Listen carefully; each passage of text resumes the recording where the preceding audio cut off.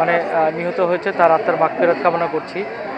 আসলে কোনো মৃত্যুই হচ্ছে কাম্য নয়, কোনো মৃত্যুই কোনো ক্ষতিপূরণের মাধ্যমে কোনো মৃত্যুর কম্পেনসেশন করা যায় না। যত কিছুই ক্ষতিপূরণ দেয় সেই মৃত মানুষটি আর কখনো ফিরে আসবে না।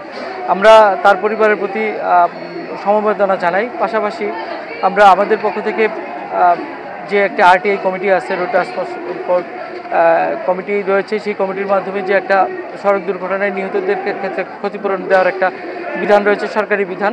সেই বিধান অনুযায়ী সে যত তাড়াতাড়ি সহযোগিতা পায় সেই ব্যবস্থা করব। উপজেলার পক্ষ থেকে আমরা তার পরিবারের পাশে যৎসামান্য সহযোগিতা নিয়ে দাঁড়াচ্ছি। এটা হচ্ছে আমাদের পক্ষ থেকে বললাম। পাশাপাশি যে আমাদের ছাত্রদের যে আজকে যে যৌক্তিক একটি মানববন্ধন, পাশাপাশি মিছিল হলো, মিছিল শেষে একটি সমাবেশ হলো। সমাবেশের মাধ্যমে আমাদের ছাত্রছাত্রীরা যে দাবি জানিয়েছেন, এটা মূলত শুধু ছাত্রছাত্রীদের না, হাতীবান্ধের সব আপামর জনগণের। আমাদের সাথে কিন্তু বিভিন্ন রাজনৈতিক দলের নেতৃবৃন্দও কিন্তু দেখলাম তাদের সাথে একত্র ঘোষণা করেছে, সাধারণ জনগণ ঘোষণা করেছে। তাদের একটাই দাবি, হাতীবান্ধায় যেন নিরাপদ একটি সড়ক পায়। নিরাপদ সড়কের জন্য তাদের প্রধান দাবি ছিল হচ্ছে 4 লেনের রাস্তা। 4 লেনের রাস্তা আপনারা জানেন যে ইতিমধ্যেই হচ্ছে রাস্তার সাইট ভিজিট করা হচ্ছে। আমরা গতকালও আমরা বড় খাতের দিকে একটা সাইট দেখে এসেছি, সেখানে কিছু অবকাঠামো রয়েছে, সেজন্য রাস্তাটা করা যাচ্ছে না। তো সব কিছু মিলেই হচ্ছে 4 লেনের কাজ চলছে, তবে এটা খুবই শীঘ্রই একটা টাইম প্রসেস আছে, টাইম গেলে হবে। পাশাপাশি আরেকটি দাবি ছিল যেন আমাদের থাকে, স্পিড লিমিট তৈরি করে দেওয়া হয়। আমিও তাই মনে করি যে বিশেষ করে আমাদের যে আদর্শ স্কুল থেকে শুরু করে দইখাওয়া মোড় পর্যন্ত, মেডিকেল মোড় পর্যন্ত, এই পর্যন্ত কিন্তু আমাদের অসংখ্য স্কুল কলেজ এবং হচ্ছে ব্যবসা প্রতিষ্ঠান আছে, জনগণের জনসমাগম আছে। যতদিন পর্যন্ত আমাদের বিকল্প একটি রাস্তা না হচ্ছে, ততদিন পর্যন্ত আমরা মনে করি এখানে 30 থেকে 40 কিলোমিটারের বেশি স্পিড যেন না রাখে। এই জন্য আমরা হাইওয়ে পুলিশকেও অনুরোধ করব। পাশাপাশি আমাদের রোডস অ্যান্ড হাইওয়ে যে ডিপার্টমেন্ট রয়েছে, তারা যেন সাইনবোর্ড লাগিয়ে দেয়, প্রয়োজনে স্কুল কলেজের সামনে যেন স্পিড ব্রেকার দিয়ে দেয়, যাতে হচ্ছে ইচ্ছা করলেও এই স্পিডটা লিমিট করতে না পারে। আর তৃতীয় একটি বিষয় ছিল যে আমাদের এটা অনেক প্রাণের দাবি যে আসলে এখান থেকে বুড়িমারি যে আমাদের সীমান্ত পোর্ট রয়েছে, এখান থেকে কিন্তু প্রচুর মালামাল পরিবহন করে বাস ট্রাক আসা যাওয়া করে।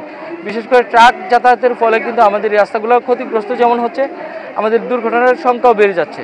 তো আমরা এই রাস্তাটিকে চাই যে আমাদের পক্ষ থেকে একটি দাবি থাকবে। আমরা নিশ্চয়ই জেলা প্রশাসক স্যারের সাথে অলরেডি কথা হয়েছে, স্যার আশ্বস্ত করেছেন ছাত্রদের যে দাবি, সেই দাবি শুনে তার কাছে পাঠালে তিনি ঊর্ধ্বতন কর্তৃপক্ষের মাধ্যমে কথা বলবেন।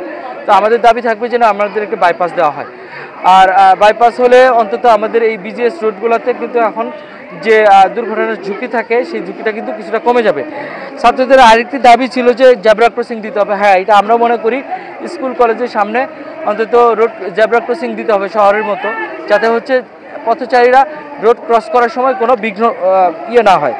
আরেকটি ট্রাক বোঝাই, মালামাল বোঝাই যে বাস ট্রাকগুলা, সেই ট্রাকগুলোকে কিন্তু তারা দাবি করেছে রাত 9টার পরে। আমরাও এটা উপজেলা প্রশাসন এবং হচ্ছে জেলা প্রশাসনের সাথে যে রোড ট্রান্সপোর্ট একটি কমিটি রয়েছে, কমিটিতে কথা বলবো, এটাকে যেন একটা সীমিত আকারে নেওয়া যায়। বিশেষ করে 8টা 9টার পরেই যেন ছাড়া হয়। সকালে স্কুল শুরু হওয়ার থেকে শুরু করে সন্ধ্যা পর্যন্ত যেন এটা বন্ধ থাকে, এটা আমাদের একটা দাবি থাকবে। এবং আমরা এটাকে রোডস অ্যান্ড হাইওয়েকে বলে দিব যেন তারা এই জিনিসটা একটা অফিসিয়ালি অর্ডার করে। আর আমাদের যে ট্রাফিক পুলিশ রয়েছে, ট্রাফিক পুলিশ যেন এটাকে স্ট্রিক্টলি মেনটেন করে। একটা বিষয় আমাদের আজকে মানববন্ধনে দাবি এসেছিল যে আমাদের বাসের যে ঘাতক বাস, তাকে কেন গ্রেপ্তার করা হলো না বা এক্ষেত্রে হাতীবান্ধা থানার সাথে কথা বলেছি, যেহেতু মূলত ঘটনাটি ঘটেছে হাইওয়ে পুলিশ, আপনারা জানেন হাইওয়ে পুলিশ ফাঁড়ি হচ্ছে বড় খাতার পরে, তাদের বক্তব্য হচ্ছে তাদের আসতে একটু দেরি হয়েছে। আর লোকাল থানা যে কাজটি করেছে, লোকাল থানাও এখানে মামলা নিয়েছে, আসামি ধরার চেষ্টা করছে। তবে কালকে যদি আরেকটু তৎপর হতে পারতো তাহলে মনে হয়, আমার কাছে মনে হয় যে আমরা তাৎক্ষণিকভাবে একটা ব্যবস্থা করতে পারতাম। তো আমি ব্যক্তিগতভাবে মনে করি যে বাসের চালক বা যারা এই দুর্ঘটনা ঘটিয়েছে, একজনের কাছে শুনলাম যে ওভারটেকিং করার কারণে হয়েছে। ওভারটেকিং টেন্ডেন্সির জন্য বন্ধ করা যায় এবং ওভারটেকিংয়ের ফলে যে দুর্ঘটনার সম্ভাবনা বেড়ে যায়, ওভারটেকিং যেন কোনোভাবেই না করে।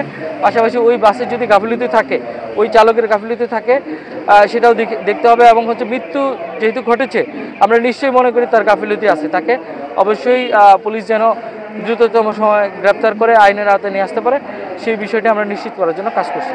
ধন্যবাদ আপনাকে।